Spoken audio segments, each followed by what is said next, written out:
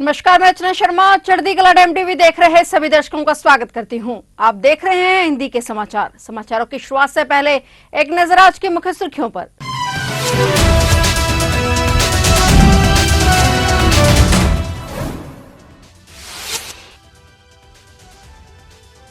हाथरस सत्संग में भगदड़ मामले में बड़ा खुलासा। LIU रिपोर्ट की हुई अनदेखी। हाथरस सत्संग भगदड़ कांड में 125 के करीब मौतें।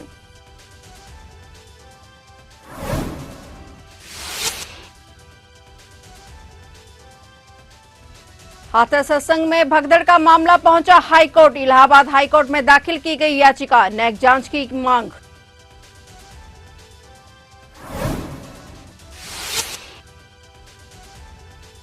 घायलों का हालचाल जानने पहुंचे मुख्यमंत्री योगी आदित्यनाथ। घटना में पीड़ितों के लिए किया मुआवजे का ऐलान। मृतकों के परिजनों को 2-2 लाख और घायलों को मिलेंगे 50-50 हजार।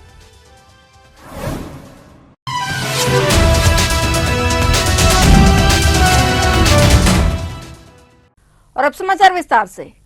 हाथरस के फुलराई में भोले बाबा के सत्संग में हुए भीषण हादसे में अहम खुलासा हुआ है। जानकारी के मुताबिक लोकल इंटेलिजेंस यूनिट ने अपनी रिपोर्ट में हादसे को लेकर आगाह किया था। रिपोर्ट में कहा गया था कि 1.25 लाख से अधिक लोग जुट सकते हैं, जिससे कोई बड़ा हादसा हो सकता है, लेकिन जिम्मेदार अफसरों ने रिपोर्ट की अनदेखी की। यह घटना यूपी के हाथरस में भोले बाबा नामक एक बाबा द्वारा आयोजित सत्संग के दौरान घटी। जब सत्संग के प्रवचनकर्ता मंच से उतर रहे थे तो अचानक भक्तों की भीड़ उन्हें छूने के लिए वहां जा रही थी और सेवादारों के द्वारा रोकने के दौरान ये हादसा वहां पर घटित हुआ। हाथरस सत्संग भगदड़ हादसे में नए कानून के तहत गंभीर धाराओं में मुकदमा दर्ज किया गया है। हाथरस में भोले बाबा के सत्संग के दौरान मची भगदड़ में मरने वालों की संख्या बढ़कर 130 के करीब पहुंच गई है। हाथरस सत्संग भगदड़ हादसे में भारत न्याय संहिता की गंभीर धाराओं में FIR दर्ज हुई है। मुख्य सेवादार देव प्रकाश मधुकर समेत अन्य अज्ञात आयोजकों सेवादारों के खिलाफ और गैर आयतन हत्या की धारा 105 BNS में मामला दर्ज किया गया है। साथ ही सबूत छिपाने की धारा 238 BNS भी लगाई गई है। कितना पालन किया गया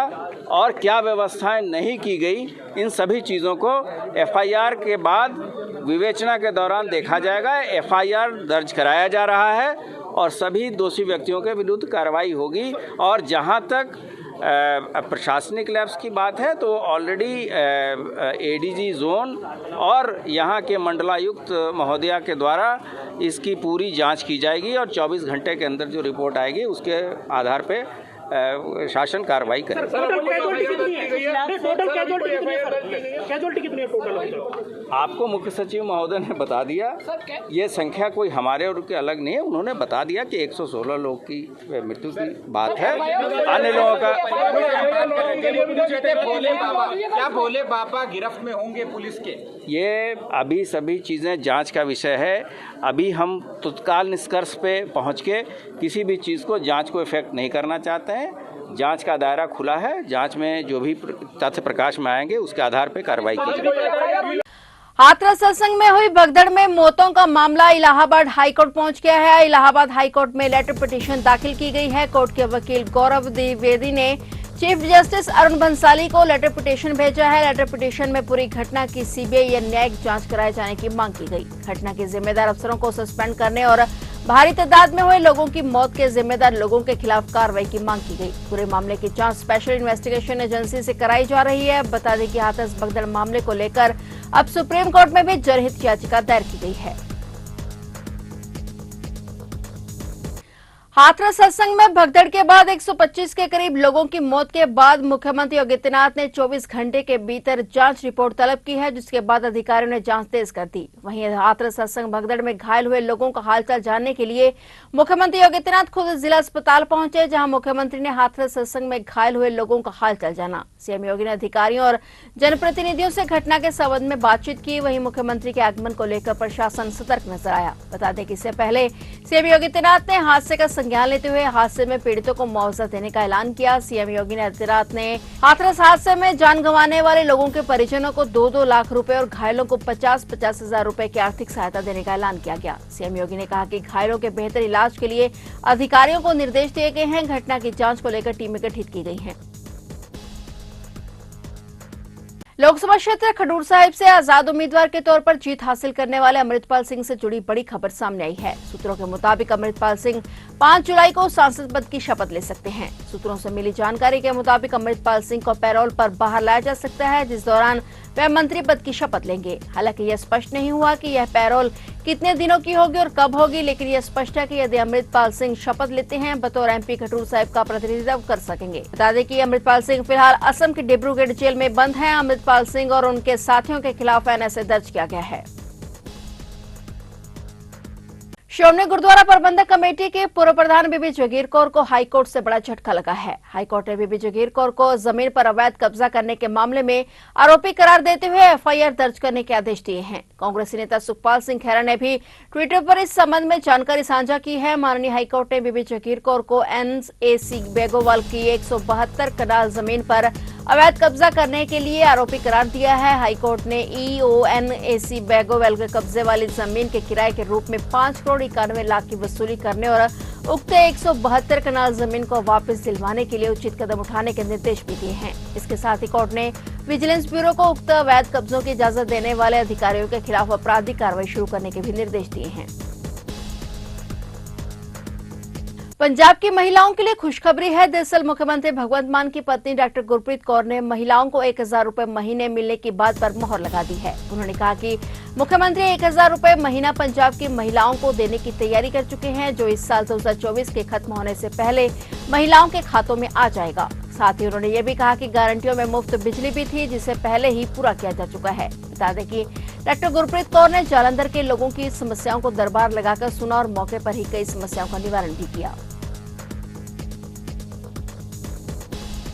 बिहार सरकार ने पटना हाईकोर्ट के आरक्षण पर फैसले को सुप्रीम कोर्ट में चुनौती दी है। बिहार सरकार के वकील मनीष सिंह के माध्यम से सुप्रीम कोर्ट में याचिका दायर की गई है। बिहार सरकार ने आरक्षण का कोटा 65% से घटाकर 50% करने के पटना हाईकोर्ट के आदेश के खिलाफ सुप्रीम कोर्ट में याचिका दायर की है। दरअसल बिहार में आरक्षण का दायरा 50% से 65% बढ़ाए जाने के राज्य सरकार के फैसले को पटना हाईकोर्ट ने रद्द कर दिया था। बिहार सरकार ने अपनी याचिका में हाईकोर्ट के फैसले पर अंतरिम रोक लगाने की मांग करते हुए कहा कि यदि अंतरिम राहत नहीं मिलती है तो राज्य में चयन और भर्ती प्रक्रिया पर इसका असर पड़ेगा। बिहार सरकार ने अपनी याचिका में कहा कि बिहार एकमात्र ऐसा राज्य है जिसने पूरी आबादी की सामाजिक, आर्थिक और शैक्षणिक स्थितियों पर अपनी जाति सर्वेक्षण रिपोर्ट प्रकाशित की है। बिहार सरकार द्वारा शिक्षण संस्थाओं और सरकारी नौकरियों में SC, ST, EBC और अन्य पिछड़े वर्गों को 65% आरक्षण देने का फैसला लिया था। बिहार सरकार के इसी फैसले को पटना हाईकोर्ट में चुनौती दी गई थी। इसके बाद पटना हाईकोर्ट ने बिहार सरकार के इस फैसले को रद्द कर दिया था, जिसके बाद अब मामला सुप्रीम कोर्ट में पहुंच गया है।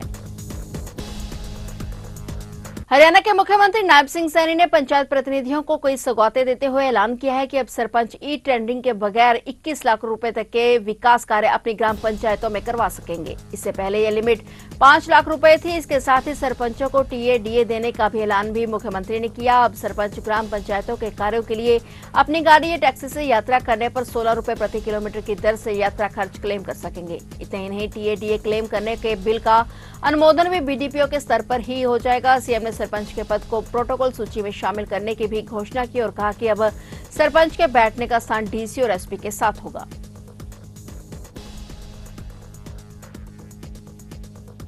लिया है कि सरपंच अब अपनी मर्जी से 21 लाख रुपए के काम करा सकता है।